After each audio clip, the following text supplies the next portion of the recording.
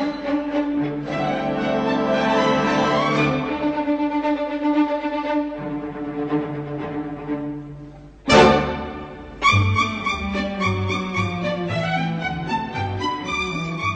everybody, it's Tony Tominick and Sherry Spencer. We're here for our Avon Lake. 1 minute or two of Avon Lake history. So Sherry, where are we going today? Well, you know what? I got my Sears and Roebuck catalog out because I want to order something. Yeah. And I thought I'd order a house. A house? A house. Well, order two. I could use a new one. Okay, you want me to put an order for 2 houses? All right. It comes with a 75-page manual, so I hope you got some reading time. Well, yeah, right now because we're CV19, I got all kinds of reading time. So why are we journeying? Can you tell me about what our topic is? You're the historian. I'm just the color commentator. Well, we're talking about Sears kit houses, also known as Sears catalog houses. And this is really exciting because we've actually got some of these still exist in Avon Lake. And they really did come from the Sears and Roebuck catalog company via train car.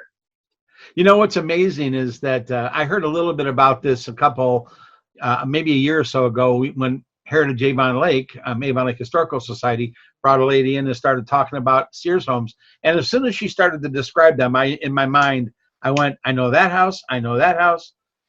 So tell us about what they are and why they interest us. Or why they should. Yeah, they should. Yeah. They are architecturally, the earlier houses are architecturally very distinctive, very beautiful. They're not real linear. They have curves. They have gently sloping rooftops. And the most interesting part is that they were all put together with pieces that came on the railway. And a person would place their order with the Sears and Roebuck company, and the train would come.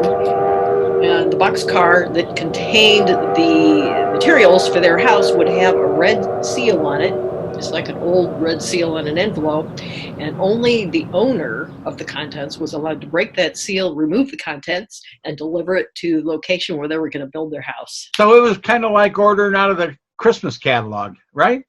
Yeah, it's kind of like the IKEA of houses. Or Legos. Yeah, Lego house. A big can of Legos. So if I got a bunch of folks together and we went and unloaded this truck or this boxcar onto my horse-drawn wagon, then we could drag that around. Now, when did they start? When did they stop? Well, they sold their kit homes between 1908 and 1940, and they sold over 400 styles of home. And I cheating a little bit before we shot this video, I spoke to a couple people who currently own them and here in town, and they're beautiful. They're absolutely beautiful. I wish I had one today.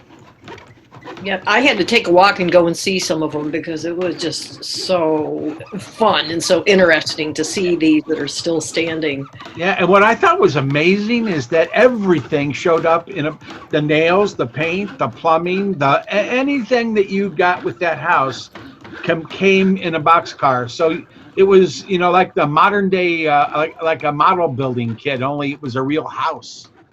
But you need to know that electrical and plumbing was not included in the base price of the house. You had to pay extra for the electrical and the plumbing and the electrical fixtures and yeah. Yeah, not too much unlike today. Well, yeah, and there's 2 houses. Can you just tell us where some of these houses are located so when we get to this, I can actually place a picture of them in the video? Well, one of them, let's pretend we're at Gitta's. Okay. So we did a sandwich and coffee shop. Yeah. And let's pretend we're sitting in the dining area and we're looking out the front window and we're looking across the street facing the lake, and we're going to see one of them, perhaps 2 of them, because you and I kind of think that there are 2 side-by-side houses that are probably Sears kit houses. And then if you were to take a walk down Lear Road And let's say you're approximately the area of where Divine Scoops was, with the laundromat, and you look to your east, and you're going to see a yellow house there, and that's another one. There's also one at the intersection of Pin Oak Parkway and Route 83. There's a smaller Sears Kit house, and then there's another one on Route 83. It's right down across from the North Coast Church.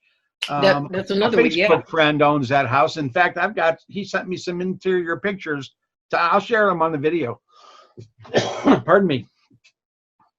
Well, if you get a chance, and I appreciate it. I know we're kind of our time is kind of diminished here. We're almost finished, but I got so into this, getting ready for the video, that I started to learn more and more about them. And I've got some pictures I'll share with you of houses in Lorraine on Lake Road that I'm sure you're familiar with. One of them that got destroyed during the 26 tornado, and then they rebuilt it, and it was actually a Sears Kit home.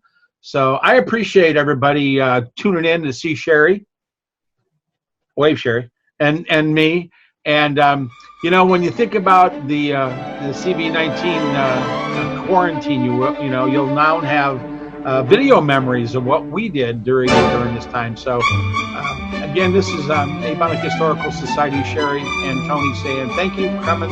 We'll talk to you later. Bye-bye. Bye-bye.